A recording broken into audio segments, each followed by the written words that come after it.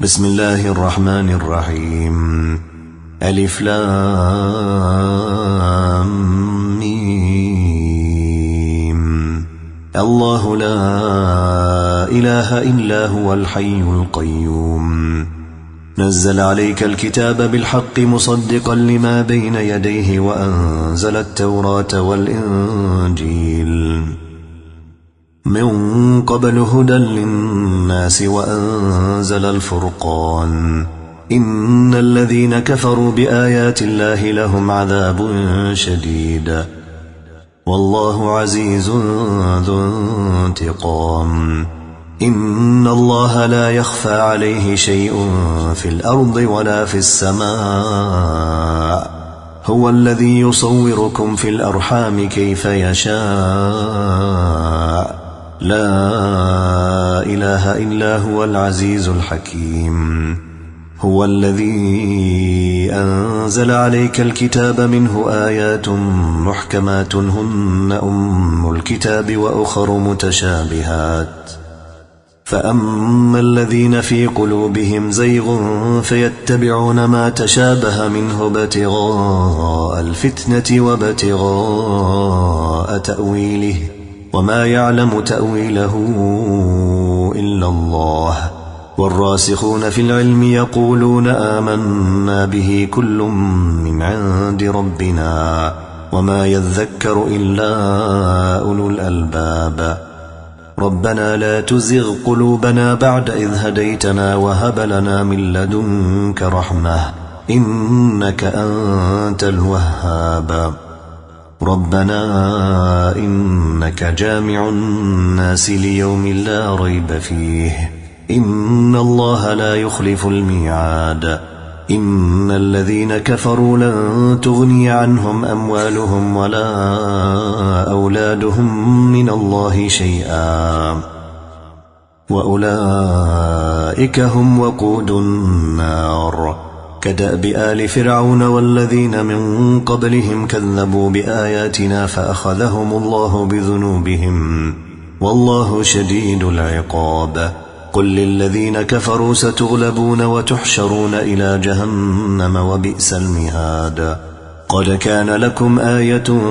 في فئتين التقتا فئة تقاتل في سبيل الله وأخرى كافرة يرونهم مثليهم رأي العين والله يؤيد بنصره من يشاء. إن في ذلك لعبرة لأولي الأبصار. زين للناس حب الشهوات من النساء والبنين والقناطير المقنطرة من الذهب والفضة والخيل المسومة والأنعام والحرث ذلك متاع الحياة الدنيا والله عنده حسن المآب. قل أأنبئكم بخير من ذلكم للذين اتقوا عند ربهم جنات تجري من تحتها الأنهار خالدين فيها وأزواج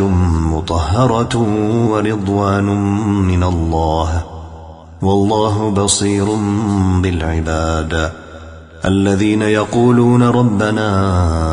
إننا آمنا فاغفر لنا ذنوبنا وقنا عذاب النار. الصابرين والصادقين والقانتين والمنفقين والمستغفرين بالأسحار. شهد الله أنه لا إله إلا هو والملائكة وأولو العلم قائما بالقسط. لا إله إلا هو العزيز الحكيم. إن الدين عند الله الإسلام. وما اختلف الذين أوتوا الكتاب إلا من بعد ما جاءهم العلم بغيا بينهم. ومن يكفر بآيات الله فإن الله سريع الحساب. فإن حاجوك فقل أسلمت وجهي لله ومن اتبعن. وقل للذين أوتوا الكتاب والأميين أأسلمتم فإن أسلموا فقد اهتدوا وإن تولوا فإنما عليك البلاغ والله بصير بالعباد. إن الذين يكفرون بآيات الله ويقتلون النبيين بغير حق ويقتلون الذين يأمرون بالقسط من الناس فبشرهم بعذاب أليم. أولئك الذين حبطت أعمالهم في الدنيا والآخرة وما لهم من ناصرين. ألم تر إلى الذين أوتوا نصيبا من الكتاب يدعون إلى كتاب الله ليحكم بينهم ثم يتولى فريق منهم وهم معرضون. ذلك بأنهم قالوا لن تمسنا النار إلا أياما معدودات وغرهم في دينهم ما كانوا يفترون. فكيف إذا جمعناهم ليوم لا ريب فيه ووفيت كل نفس ما كسبت وهم لا يظلمون. قل اللهم مالك الملك تؤتي الملك من تشاء وتنزع الملك ممن تشاء وتعز من تشاء وتذل من تشاء بيدك الخير إنك على كل شيء قدير.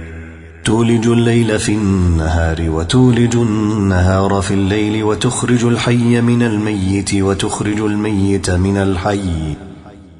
وترزق من تشاء بغير حساب. لا يتخذ المؤمنون الكافرين أولياء من دون المؤمنين ومن يفعل ذلك فليس من الله في شيء إلا أن تتقوا منهم تقاه ويحذركم الله نفسه وإلى الله المصير. قل إن تخفوا ما في صدوركم أو تبدوه يعلمه الله ويعلم ما في السماوات وما في الأرض والله على كل شيء قدير. يوم تجد كل نفس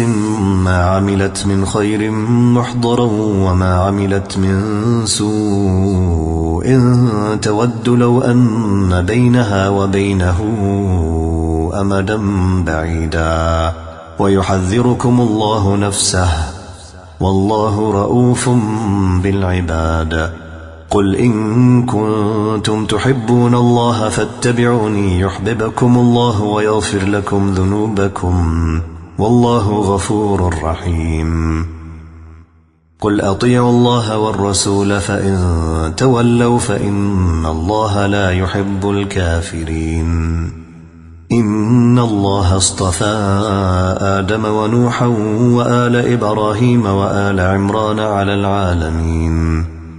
ذرية بعضها من بعض والله سميع عليم. إذ قالت امرأة عمران رب إني نذرت لك ما في بطني محررا فتقبل مني إنك أنت السميع العليم. فلما وضعتها قالت رب إني وضعتها أنثى والله أعلم بما وضعت وليس الذكر كالأنثى وإني سميتها مريم وإني أعيذها بك وذريتها من الشيطان الرجيم. فتقبلها ربها بقبول حسن وأنبتها نباتا حسنا وكفلها زكريا. كلما دخل عليها زكريا المحراب وجد عندها رزقا قال يا مريم أنى لك هذا قالت هو من عند الله إن الله يرزق من يشاء بغير حساب. هنالك دعا زكريا ربه قال رب هب لي من لدنك ذرية طيبة إنك سميع الدعاء. فنادته الملائكة وهو قائم يصلي في المحراب أن الله يبشرك بيحيى مصدقا بكلمة من الله وسيدا وحصورا ونبيا من الصالحين. قال رب أنى يكون لي غلام وقد بلغني الكبر وامرأتي عاقر. قال كذلك الله يفعل ما يشاء. قال رب اجعل لي آية. قال آيتك ألا تكلم الناس 3 أيام إلا رمزا واذكر ربك كثيرا وسبح بالعشي والإبكار. وإذ قالت الملائكة يا مريم إن الله اصطفاك وطهرك واصطفاك على نساء العالمين. يا مريم اقنتي لربك واسجدي واركعي مع الراكعين. ذلك من أنباء الغيب نوحيه إليك وما كنت لديهم إذ يلقون أقلامهم أيهم يكفل مريم وما كنت لديهم إذ يختصمون. إذ قالت الملائكة يا مريم إن الله يبشرك بكلمة منه اسمه المسيح عيسى بن مريم وجيها في الدنيا والآخرة ومن المقربين ويكلم الناس في المهد وكهلا ومن الصالحين. قالت رب أنى يكون لي ولد ولم يمسسني بشر. قال كذلك الله يخلق ما يشاء. إذا قضى أمرا فإنما يقول له كن فيكون. ويعلمه الكتاب والحكمة والتوراة والإنجيل ورسولا إلى بني إسرائيل أني قد جئتكم بآية من ربكم أني أخلق لكم من الطين كهيئة الطير فأنفخ فيه فيكون طيرا بإذن الله وأبرئ الأكمه والأبرص وأحيي الموتى بإذن الله وأنبئكم بما تأكلون وما تدخرون في بيوتكم إن في ذلك لآية لكم إن كنتم مؤمنين. ومصدقا لما بين يدي من التوراة ولأحل لكم بعض الذي حرم عليكم وجئتكم بآية من ربكم فاتقوا الله وأطيعون. إن الله ربي وربكم فاعبدوه هذا صراط مستقيم. فلما أحس عيسى منهم الكفر قال من أنصاري إلى الله؟ قال الحواريون نحن أنصار الله آمنا بالله واشهد بأننا مسلمون. ربنا آمنا بما أنزلت واتبعنا الرسول فاكتبنا مع الشاهدين. ومكروا ومكر الله والله خير الماكرين. إذ قال الله يا عيسى إني متوفيك ورافعك إلي ومطهرك من الذين كفروا وجاعل الذين اتبعوك فوق الذين كفروا إلى يوم القيامة ثم إلي مرجعكم فأحكم بينكم فيما كنتم فيه تختلفون.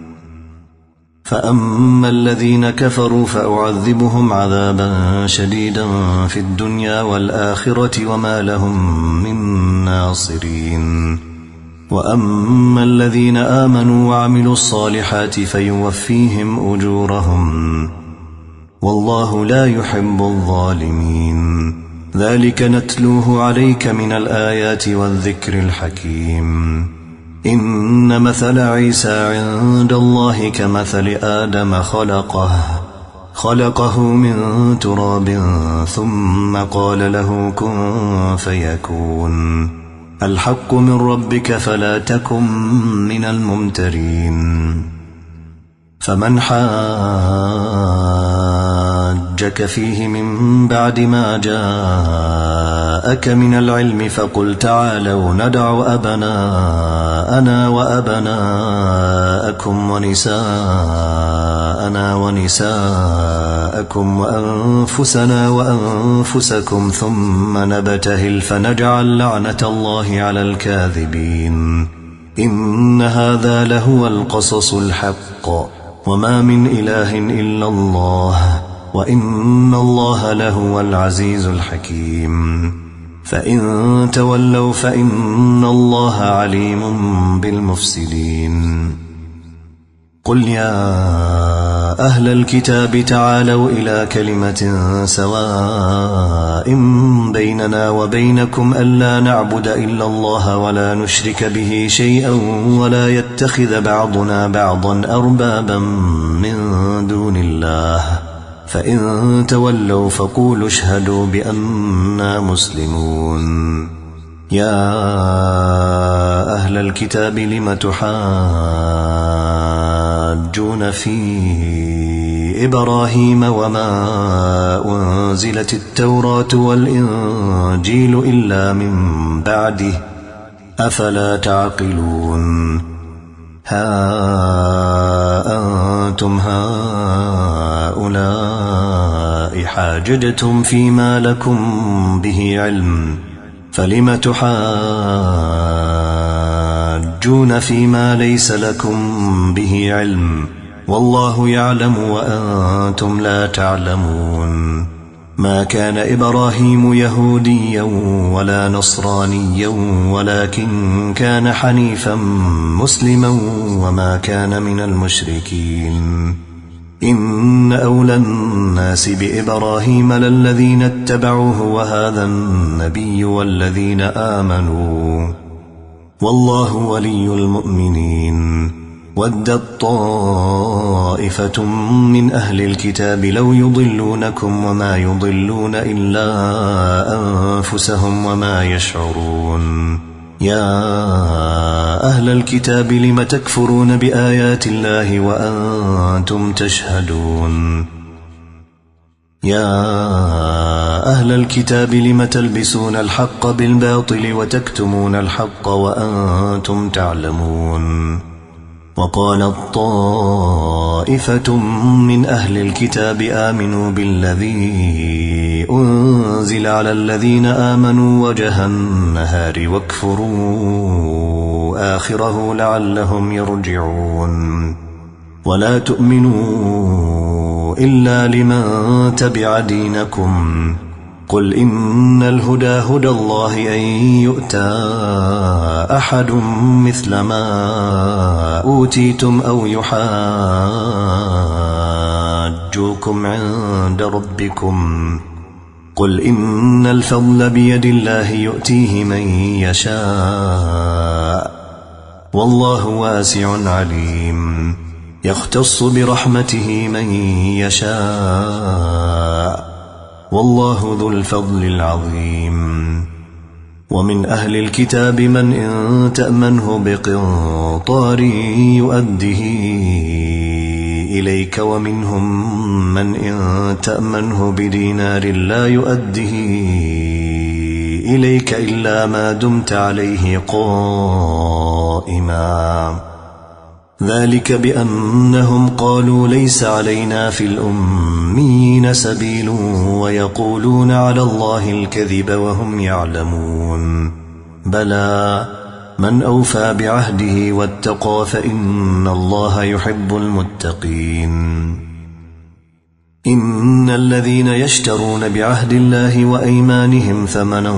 قليلا أولئك لا خلاق لهم في الآخرة ولا يكلمهم الله ولا ينظر إليهم يوم القيامة ولا يزكيهم ولهم عذاب أليم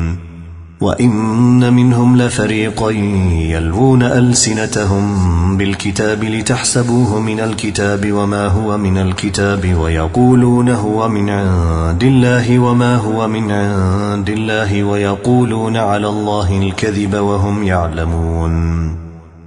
ما كان لبشر أن يؤتيه الله الكتاب والحكم والنبوة ثم يقول للناس كونوا عبادا لي من دون الله ولكن كونوا ربانيين بما كنتم تعلمون الكتاب وبما كنتم تدرسون ولا يأمركم أن تتخذوا الملائكة والنبيين أربابا أيأمركم بالكفر بعد إذ أنتم مسلمون وإذ أخذ الله ميثاق النبيين لما آتيتكم من كتاب وحكمة ثم جاءكم رسول مصدق لما معكم لتؤمنن به ولتنصرنه قال أأقررتم وأخذتم على ذلكم إصري قالوا أقررنا قال فاشهدوا وأنا معكم من الشاهدين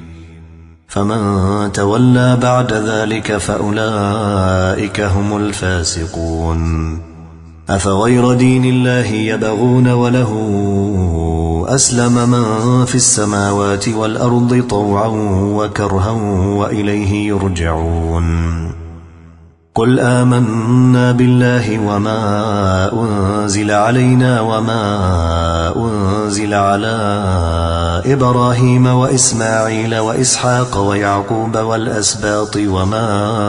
أوتي موسى وعيسى والنبيون من ربهم لا نفرق بين أحد منهم ونحن له مسلمون ومن يبتغ غير الإسلام دينا فلن يقبل منه وهو في الآخرة من الخاسرين كيف يهدي الله قوما كفروا بعد إيمانهم وشهدوا أن الرسول حق وجاءهم البينات والله لا يهدي القوم الظالمين أولئك جزاؤهم أن عليهم لعنة الله والملائكة والناس أجمعين خالدين فيها لا يخفف عنهم العذاب ولا هم ينظرون إلا الذين تابوا من بعد ذلك وأصلحوا فإن الله غفور رحيم إن الذين كفروا بعد إيمانهم ثم ازدادوا كفرا لن تقبل توبتهم وأولئك هم الضالون إن الذين كفروا وماتوا وهم كفار فلن يقبل من أحدهم ملء الأرض ذهبا ولو افتدى به أولئك لهم عذاب أليم وما لهم من ناصرين لن تنالوا البر حتى تنفقوا مما تحبون وما تنفقوا من شيء فإن الله به عليم كل الطعام كان حلا لبني إسرائيل إلا ما حرم إسرائيل على نفسه من قبل أن تنزل التوراة قل فأتوا بالتوراة فاتلوها إن كنتم صادقين فمن افترى على الله الكذب من بعد ذلك فأولئك هم الظالمون قل صدق الله فاتبعوا ملة إبراهيم حنيفا وما كان من المشركين إن أول بيت وضع للناس للذي ببكة مباركا وهدى للعالمين فيه آيات بينات مقام إبراهيم ومن دخله كان آمنا ولله على الناس حج البيت من استطاع إليه سبيلا ومن كفر فإن الله غني عن العالمين قل يا أهل الكتاب لم تكفرون بآيات الله والله شهيد على ما تعملون قل يا أهل الكتاب لم تصدون عن سبيل الله من آمن تبغونها عوجا وأنتم شهداء وما الله بغافل عما تعملون يا أيها الذين آمنوا إن تطيعوا فريقا من الذين أوتوا الكتاب يردوكم بعد إيمانكم كافرين وكيف تكفرون وأنتم تتلى عليكم آيات الله وفيكم رسوله ومن يعتصم بالله فقد هدي إلى صراط مستقيم يا أيها الذين آمنوا اتقوا الله حق تقاته ولا تموتن إلا وأنتم مسلمون واعتصموا بحبل الله جميعا ولا تفرقوا واذكروا نعمة الله عليكم إذ كنتم أعداء فألف بين قلوبكم فأصبحتم بنعمته إخوانا وكنتم على شفا حفرة من النار فأنقذكم منها كذلك يبين الله لكم آياته لعلكم تهتدون ولتكن منكم أمة يدعون إلى الخير ويأمرون بالمعروف وينهون عن المنكر وأولئك هم المفلحون ولا تكونوا كالذين تفرقوا واختلفوا من بعد ما جاءهم البينات وأولئك لهم عذاب عظيم يوم تبيض وجوه وتسود وجوه فأما الذين اسودت وجوههم أكفرتم بعد إيمانكم فذوقوا العذاب بما كنتم تكفرون وأما الذين بيضت وجوههم ففي رحمة الله هم فيها خالدون تلك آيات الله نتلوها عليك بالحق وما الله يريد ظلما للعالمين ولله ما في السماوات وما في الأرض وإلى الله ترجع الأمور كنتم خير أمة أخرجت للناس تأمرون بالمعروف وتنهون عن المنكر وتؤمنون بالله ولو آمن أهل الكتاب لكان خيرا لهم منهم المؤمنون وأكثرهم الفاسقون لن يضروكم إلا أذى وإن يقاتلوكم يولوكم الأدبار ثم لا ينصرون ضربت عليهم الذلة أينما ثقفوا إلا بحبل من الله وحبل من الناس وباءوا بغضب من الله وضربت عليهم المسكنة ذلك بأنهم كانوا يكفرون بآيات الله ويقتلون الأنبياء بغير حق ذلك بما عصوا وكانوا يعتدون ليسوا سواء من أهل الكتاب أمة قائمة يتلون آيات الله آناء الليل وهم يسجدون يؤمنون بالله واليوم الآخر ويأمرون بالمعروف وينهون عن المنكر ويسارعون في الخيرات وأولئك من الصالحين وما يفعلوا من خير فلن يكفروه والله عليم بالمتقين إن الذين كفروا لن تغني عنهم أموالهم ولا أولادهم من الله شيئا وأولئك أصحاب النار هم فيها خالدون مثل ما ينفقون في هذه الحياة الدنيا كمثل ريح فيها صر أصابت حرث قوم ظلموا أنفسهم فأهلكته وما ظلمهم الله ولكن أنفسهم يظلمون يا أيها الذين آمنوا لا تتخذوا بطانة من دونكم لا يألونكم خبالا ودوا ما عنتم قد بدت البغضاء من أفواههم وما تخفي صدورهم أكبر قد بينا لكم الآيات إن كنتم تعقلون ها أنتم أولئك تحبونهم ولا يحبونكم وتؤمنون بالكتاب كله وإذا لقوكم قالوا آمنا وإذا خلوا عضوا عليكم الأنامل من الغيظ قل موتوا بغيظكم إن الله عليم بذات الصدور إن تمسسكم حسنة تسؤهم وإن تصبكم سيئة يفرحوا بها وإن تصبروا وتتقوا لا يضركم كيدهم شيئا إن الله بما يعملون محيط وإذ غدوت من أهلك تبوئ المؤمنين مقاعد للقتال والله سميع عليم إذ هم الطائفتان منكم أن تفشلا والله وليهما وعلى الله فليتوكل المؤمنون ولقد نصركم الله ببدر وأنتم أذلة فاتقوا الله لعلكم تشكرون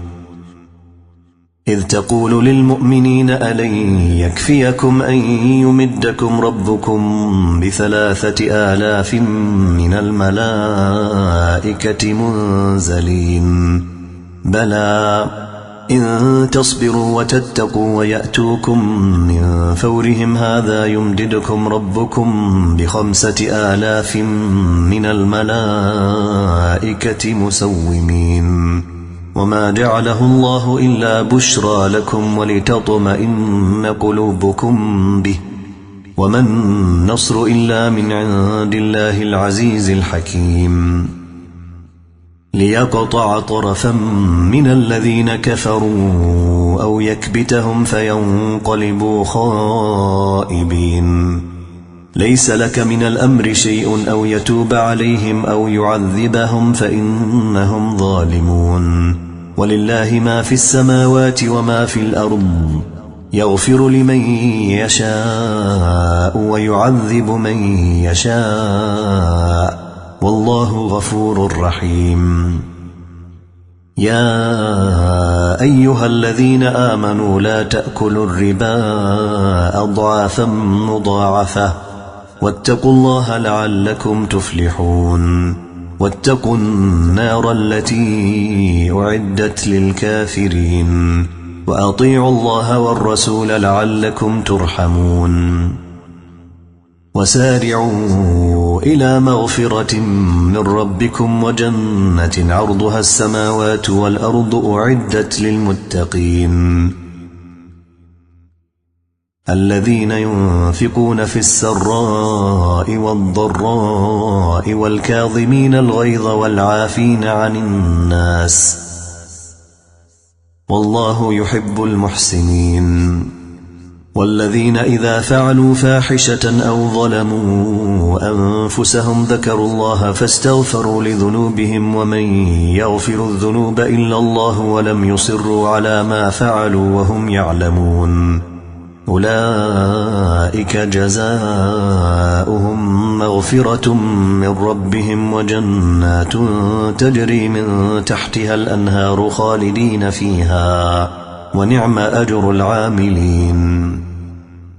قد خلت من قبلكم سنن فسيروا في الأرض فانظروا كيف كان عاقبة المكذبين هذا بيان للناس وهدى وموعظة للمتقين ولا تهنوا ولا تحزنوا وأنتم الأعلون إن كنتم مؤمنين إن يمسسكم قرح فقد مس القوم قرح مثله وتلك الأيام نداولها بين الناس وليعلم الله الذين آمنوا ويتخذ منكم شهداء والله لا يحب الظالمين وليمحص الله الذين آمنوا ويمحق الكافرين أم حسبتم أن تدخلوا الجنة ولما يعلم الله الذين جاهدوا منكم ويعلم الصابرين ولقد كنتم تمنون الموت من قبل أن تلقوه فقد رأيتموه وأنتم تنظرون وما محمد إلا رسول قد خلت من قبله الرسل أفإن مات أو قتلا انقلبتم على أعقابكم ومن ينقلب على عقبيه فلن يضر الله شيئا وسيجزي الله الشاكرين وما كان لنفس أن تموت إلا بإذن الله كتابا مؤجلا ومن يرد ثواب الدنيا نؤته منها ومن يرد ثواب الآخرة نؤته منها وسنجزي الشاكرين وكأي من نبي قاتل معه ربيون كثير فما وهنوا لما أصابهم في سبيل الله وما ضعفوا وما استكانوا والله يحب الصابرين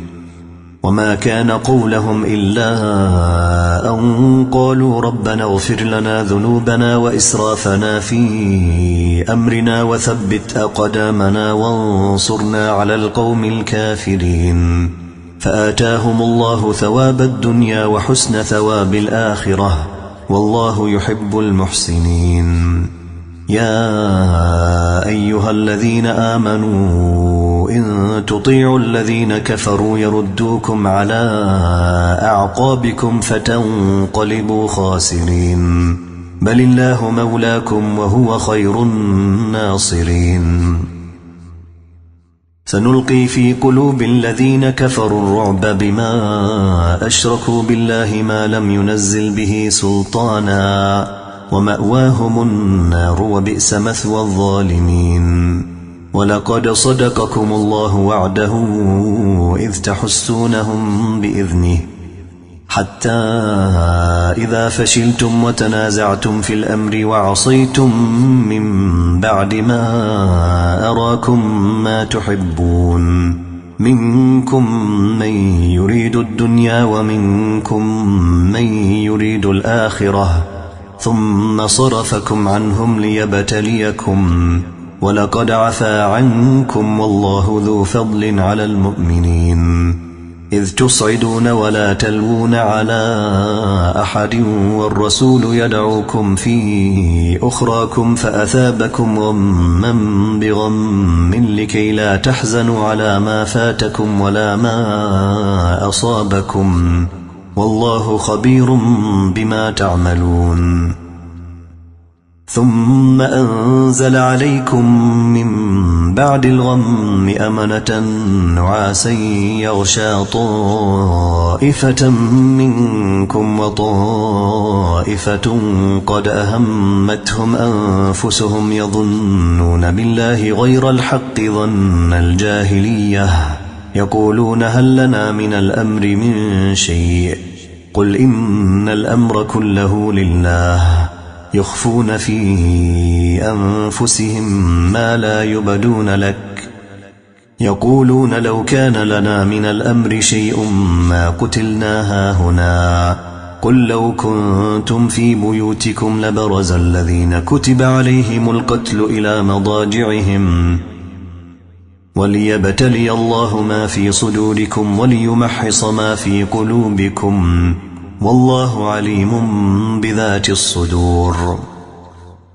إن الذين تولوا منكم يوم التقى الجمعان إنما استزلهم الشيطان ببعض ما كسبوا ولقد عفى الله عنهم إن الله غفور حليم يا أيها الذين آمنوا لا تكونوا كالذين كفروا وقالوا لإخوانهم إذا ضربوا في الأرض أو كانوا غزا لو كانوا عندنا ما ماتوا وما قتلوا ليجعل الله ذلك حسرة في قلوبهم والله يحيي ويميت والله بما تعملون بصير ولئن قتلتم في سبيل الله أو متم لمغفرة من الله ورحمة خير مما يجمعون ولئن متم أو قتلتم لإلى الله تحشرون فبما رحمة من الله لنت لهم ولو كنت فظا غليظ القلب لانفضوا من حولك فاعف عنهم واستغفر لهم وشاورهم في الأمر فإذا عزمت فتوكل على الله إن الله يحب المتوكلين إن ينصركم الله فلا غالب لكم وإن يخذلكم فمن ذا الذي ينصركم من بعده وعلى الله فليتوكل المؤمنون وما كان لنبي أن يغل ومن يغلل يأت بما غل يوم القيامة ثم توفى كل نفس ما كسبت وهم لا يظلمون أفمن اتبع رضوان الله كمن باء بسخط من الله ومأواه جهنم وبئس المصير هم درجات عند الله والله بصير بما يعملون لقد من الله على المؤمنين إذ بعث فيهم رسولا من أنفسهم يتلو عليهم آياته ويزكيهم ويعلمهم الكتاب والحكمة وإن كانوا من قبل لفي ضلال مبين أولما أصابتكم مصيبة قد أصبتم مثليها قلتم أنى هذا قل هو من عند أنفسكم إن الله على كل شيء قدير وما أصابكم يوم التقى الجمعان فبإذن الله وليعلم الذين نافقوا وقيل لهم تعالوا قاتلوا في سبيل الله أو ادفعوا قالوا لو نعلم قتالا لاتبعناكم هم للكفر يومئذ أقرب منهم للإيمان يقولون بأفواههم ما ليس في قلوبهم والله أعلم بما يكتمون الذين قالوا لإخوانهم وقعدوا لو أطاعونا ما قتلوا قل فادرءوا عن أنفسكم الموت إن كنتم صادقين ولا تحسبن الذين قتلوا في سبيل الله أمواتا بل أحياء عند ربهم يرزقون فرحين بما آتاهم الله من فضله ويستبشرون بالذين لم يلحقوا بهم من خلفهم ألا خوف عليهم ولا هم يحزنون يستبشرون بنعمة من الله وفضل وأن الله لا يضيع أجر المؤمنين الذين استجابوا لله والرسول من بعد ما أصابهم القرح للذين أحسنوا منهم واتقوا أجر عظيم الذين قال لهم الناس إن الناس قد جمعوا لكم فاخشوهم فزادهم إيمانا وقالوا حسبنا الله ونعم الوكيل فانقلبوا بنعمة من الله وفضل لم يمسسهم سوء واتبعوا رضوان الله والله ذو فضل عظيم إنما ذلكم الشيطان يخوف أولياءه فلا تخافوهم وخافون إن كنتم مؤمنين ولا يحزنك الذين يسارعون في الكفر إنهم لن يضروا الله شيئا يريد الله ألا يجعل لهم حظا في الآخرة ولهم عذاب عظيم إن الذين اشتروا الكفر بالإيمان لن يضروا الله شيئا ولهم عذاب أليم ولا يحسبن الذين كفروا أنما نملي لهم خير لأنفسهم إنما نملي لهم ليزدادوا إثما ولهم عذاب مهين ما كان الله ليذر المؤمنين على ما أنتم عليه حتى يميز الخبيث من الطيب، وما كان الله ليطلعكم على الغيب ولكن الله يجتبي من رسله من يشاء، فآمنوا بالله ورسله، وإن تؤمنوا وتتقوا فلكم أجر عظيم. ولا يحسبن الذين يبخلون بما آتاهم الله من فضله هو خيرا لهم، بل هو شر لهم، سيطوقون ما بخلوا به يوم القيامة، ولله ميراث السماوات والأرض، والله بما تعملون خبير. لقد سمع الله قول الذين قالوا إن الله فقير ونحن أغنياء،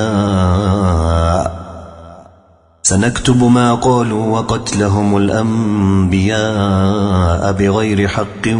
ونقول ذوقوا عذاب الحريق، ذلك بما قدمت أيديكم وأن الله ليس بظلام للعبيد. الذين قالوا إن الله عهد إلينا ألا نؤمن لرسول حتى يأتينا بقربان تأكله النار، قل قد جاءكم رسل من قبلي بالبينات وبالذي قلتم فلم قتلتموهم إن كنتم صادقين، فإن كذبوك فقد كذب رسل من قبلك جاءوا بالبينات والزبر والكتاب المنير، كل نفس ذائقة الموت، وإنما توفون أجوركم يوم القيامة، فمن زحزح عن النار وأدخل الجنة فقد فاز، وما الحياة الدنيا إلا متاع الغرور. لتبلون في أموالكم وأنفسكم ولتسمعن من الذين أوتوا الكتاب من قبلكم ومن الذين أشركوا أذى كثيرا، وإن تصبروا وتتقوا فإن ذلك من عزم الأمور. وإذ أخذ الله ميثاق الذين أوتوا الكتاب لتبيننه للناس ولا تكتمونه فنبذوه وراء ظهورهم واشتروا به ثمنا قليلا، فبئس ما يشترون. لا تحسبن الذين يفرحون بما أتوا ويحبون أن يحمدوا بما لم يفعلوا فلا تحسبنهم بمفازة من العذاب ولهم عذاب أليم. ولله ملك السماوات والأرض والله على كل شيء قدير. إن في خلق السماوات والأرض واختلاف الليل والنهار لآيات لأولي الألباب الذين يذكرون الله قياما وقعودا وعلى جنوبهم ويتفكرون في خلق السماوات والأرض ربنا ما خلقت هذا باطلا سبحانك فقنا عذاب النار. ربنا إنك من تدخل النار فقد أخزيته وما للظالمين من أنصار. ربنا إننا سمعنا مناديا ينادي للإيمان أن آمنوا بربكم فآمنا. ربنا فاغفر لنا ذنوبنا وكفر عنا سيئاتنا وتوفنا مع الأبرار. ربنا وآتنا ما وعدتنا على رسلك ولا تخزنا يوم القيامة إنك لا تخلف الميعاد. فاستجاب لهم ربهم أني لا أضيع عمل عامل منكم من ذكر أو أنثى بعضكم من بعض، فالذين هاجروا وأخرجوا من ديارهم وأوذوا في سبيلي وقاتلوا وقتلوا لأكفرن عنهم سيئاتهم ولأدخلنهم جنات تجري من تحتها الأنهار ثوابا من عند الله والله عنده حسن الثواب. لا يغرنك تقلب الذين كفروا في البلاد متاع قليل ثم مأواهم جهنم وبئس المهاد لكن الذين اتقوا ربهم لهم جنات تجري من تحتها الأنهار خالدين فيها نزلا من عند الله وما عند الله خير للأبرار وإن من أهل الكتاب لمن يؤمن بالله وما أنزل إليكم وما أنزل إليهم خاشعين لله لا يشترون بآيات الله ثمنا قليلا أولئك لهم أجرهم عند ربهم إن الله سريع الحساب يا أيها الذين آمنوا اصبروا وصابروا ورابطوا واتقوا الله لعلكم تفلحون